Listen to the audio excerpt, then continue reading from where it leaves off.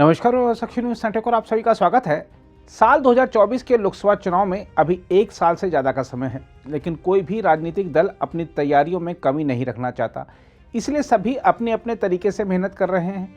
मेहनत इस बात की हो रही है कि 2024 का फाइनल जीतने से पहले 2023 का सेमीफाइनल जीता जाए।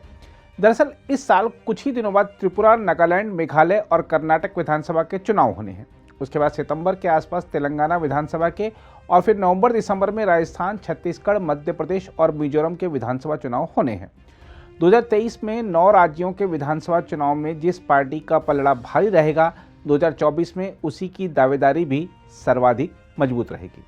इसलिए बीजेपी और कांग्रेस तो इन चुनावों की तैयारी में जुटी ही हुई हैं। साथ ही आम आदमी party, Janata Dal United, BRS और तृणमूल कांग्रेस जैसे दल भी इन चुनावों की तैयारी में जुट गए हैं, क्योंकि आम आदमी पार्टी के राष्ट्रीय संयोजक अरविंद केजरीवाल, तृणमूल कांग्रेस प्रमुख ममता बनर्जी, बिहार के मुख्यमंत्री नीतीश कुमार और बीआरएस प्रमुख के चंद्रशेखर राव भी खुद को प्रधानमंत्री पद की दौड़ में मान रहे हैं।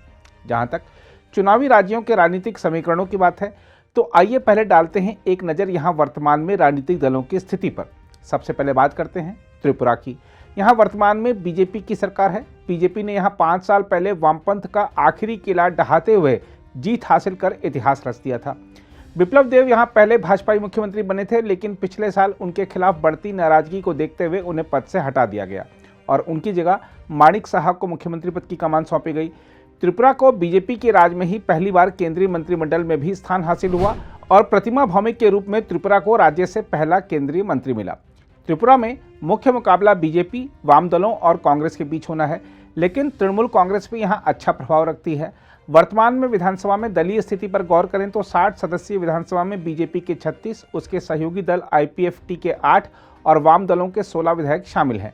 बीजेपी यहाँ माणिक साहा को ही मुख्यमंत्री उम्मीदवार के रूप में आगे करके चुनाव लड़ेगी। वहीं अन्य दलों की ओर से अभी नेतृत्व को लेकर स्थिति स्पष्ट नहीं है। बीजेपी यदि त्रिपुरा की सत्ता में लौटी तो पड़ोसी राज्य पश्चिम बंगाल में भी उसकी स्थिति मजबूत होगी। वहीं अगर मेघालय की बात करें तो यहाँ सत्तारूढ़ गठबंधन में बीजेपी भले शामिल है, लेकिन समान नागरिक संहिता तथा कुछ अन्य मुद्दों को लेकर जिस तरह गठबंधन में मतभेद दिख रहे हैं, उसका फायदा कांग्रेस उठाने की कोशिश करेगी। साथ ही तृणमूल कांग्रेस ने भी यहाँ पूरा जोर लगा रखा है। ममता बनर्जी ने पिछले महीने मेघालय का दौरा भी किया था। यही नहीं, तृणमूल कांग्रेस अपने उम्मीदवारों की सूची जारी करने के मामले में भी सभी दलों से आगे निकल गई है और उसने करीब करीब सभी सीटों पर प्रत्याशियों के नामों का ऐलान भी कर दिया है। पिछले विधानसभा चुनाव में 60 सदस्यीय विधानसभा में किसी दल को बहुमत नहीं मिला था, क्योंकि कोई भी दल या गठबंधन 31 सीट हासिल करने में विफल रहा था।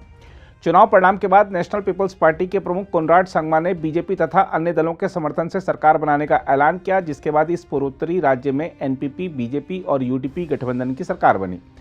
मेघालय में वर्तमान में 2 विधायकों वाली पार्टी बीजेपी का जोर इस बार ज़्यादा से ज़्यादा सीटें जीतने पर है। वहीं एनपीपी भी एक बार फिर से सत्ता में लौटने के लिए आश्वस्त नजर आ रही है। हालिया असम मेघालय सीमा विवाद के दौरान भी मुख्यमंत्री कोनराड संगमा के रुख को स्थानीय जनता का पूरा समर्थन मिला था। कांग्रेस का भी सहयोगी दलों के समर्थन से सत्ता में वापसी करने का अभियान जोर पकड़ रहा है। वहीं अगर नागालैंड की बात करें तो नगा राजनीतिक मुद्दों का अब तक समाधान नहीं हो पाने के चलते वर्तमान सरकार के खिलाफ माहौल भी दिख रहा है। लेकिन बीजेपी के बड़े नेताओं ने जिस तरह खुद मोर्चा संभाल लिया है, उससे हालात में बदलाव भी हो सकता है। हाल ही में गृह मंत्री अमित शाह यहां का दौरा करके गए हैं और असम के मुख्यमंत्री हेमंत बिस्वा शर्मा भी यहां आ चुके हैं।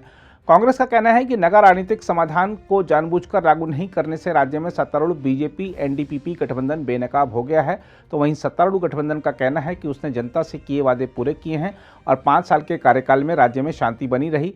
नागालैंड विधानसभा की वर्तमान स्थिति पर गौर करें तो 60 सदस्यीय विधानसभा में नगा पीपल्स फ्रंट के 26, एनडीपीपी के 18, बीजेपी के 12, नेशनल पीपल्स पार्टी के 2 और जनता दल यूनाइटेड का 1 विधायक है। कांग्रेस का फिलहाल एक भी विधायक नहीं है, लेकिन पार्टी इस बार बड़ी अपेक्षाएं लगाए हुए है। कर्नाटक की बात करें तो वर्तमान में बीजेपी शासित यह राज्य दक्षिण में पैठ बनाने के लिए बीजेपी के लिए बहुत मजबूत कड़ी है।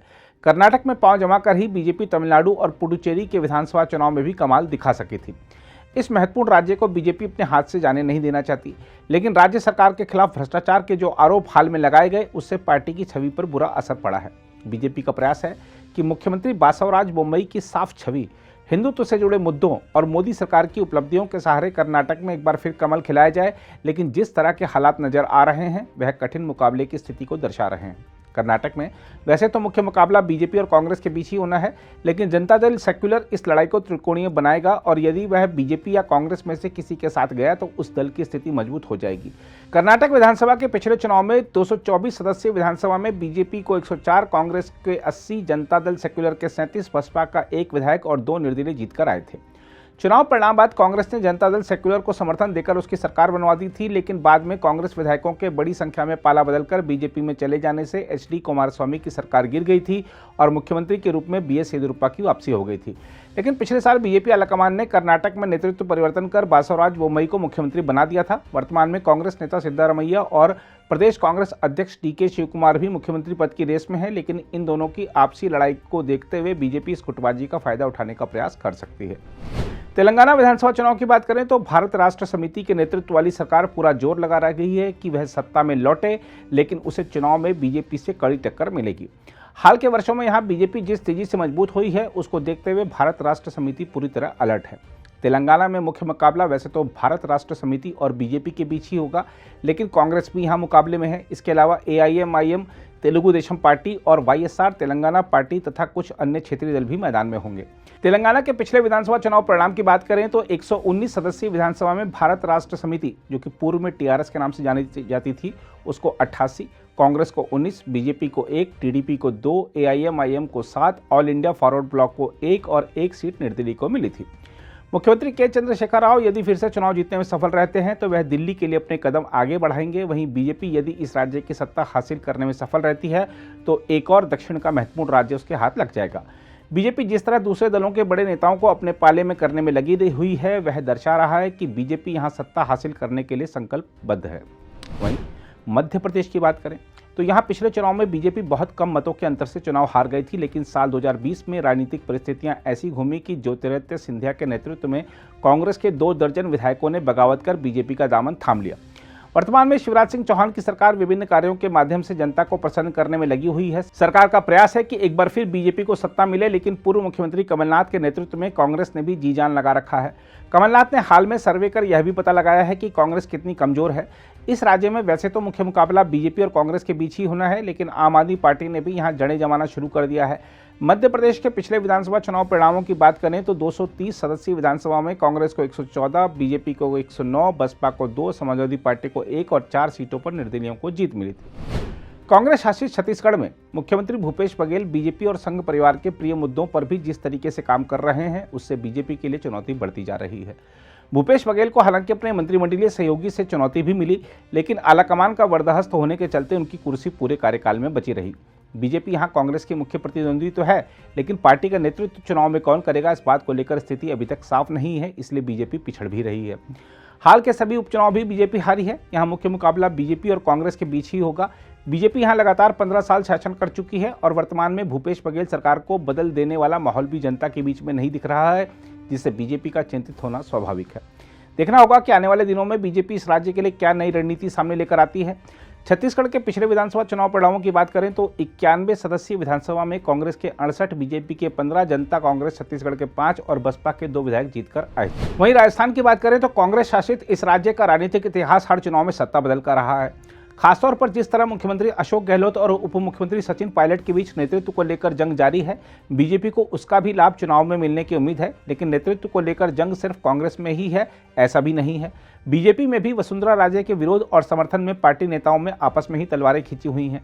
पिछले साल राजस्थान में कुछ ऐसी घटनाएं हुई जिन्होंने सांप्रदायिक रूप से तनाव बढ़ाया। इसके लिए बीजेपी ने गहलोत सरकार को हिंदू विरोधी भी करार दिया था। राजस्थान विधानसभा के पिछले चुनाव परिणामों की बात करें तो 200 सदस्यीय विधानसभा में कांग्रेस के 100, बीजेपी के 73, बसपा के 6, 13 निर्दलीय, राष्ट्रीय लोकतांत्रिक पार्टी के 3, माकपा के 2, भारतीय ट्राइबल पार्टी के 2 और राष्ट्रीय लोकदल का 1 विधायक जीतकर आए थे। आगामी चुनाव में राजस्थान में वैसे तो मुख्य मुकाबला बीजेपी और कांग्रेस के बीच ही होना है, लेकिन जिस तरह से आम आदमी पार्टी भी सभी 200 सीटें लड़ने की घोषणा कर चुकी है, उससे यहां भी त्रिकोणीय संघर्ष देखने को मिल सकता है। मिजोरम की बात करें तो पिछले चुनाव में यहां 40 सदस्यीय विधानसभा में मिजो नेशनल फ्रंट के 26, कांग्रेस के 5, जोरम पीपल्स मूवमेंट के 8 और बीजेपी का 1 विधायक जीतकर आए थे। मिजोरम के मुख्यमंत्री जोरमथांगा ने विकास कार्यों की गति बढ़ाई है और केंद्र की बीजेपी सरकार भी जिस तरह इस राज्य पर ध्यान दे रही है, उससे यही प्रतीत होता है कि कांग्रेस के लिए अभी इस राज्य की सत्ता दूर की कौड़ी है। बहरहाल इन 9 राज्यों के राजनीतिक परिदृश्य पर गौर करने के बाद जरा कुल मिलाकर मुख्य मुकाबले की बात करें तो 4 राज्यों कर्नाटक, मध्य प्रदेश, छत्तीसगढ़ और राजस्थान में बीजेपी और कांग्रेस की आमने सामने की टक्कर होनी है। वहीं त्रिपुरा में बीजेपी और वाम दलों, तेलंगाना में बीआरएस और बीजेपी के बीच मुकाबला होना है। पूर्वोत्तर राज्यों में बीजेपी क्षेत्रीय दलों के साथ कांग्रेस के नेतृत्व वाले गठबंधनों से मुकाबला करेगी। देखना होगा कि 2023 में होने वाले इन 9 मुकाबलों में से सर्वाधिक कौन जीतता है, क्योंकि जो 2023 जीतेगा वही 2024 की रेस में भी सबसे आगे माना जाएगा। अगर आप भी लेना चाहते हैं देश दुनिया की तमाम जानकारी तो आज ही सब्सक्राइब करें हमारे चैनल को। साथ ही नीचे दिए बेल आइकन को जरूर दबाएं ताकि हर अपडेट आप तक पहुंच सके।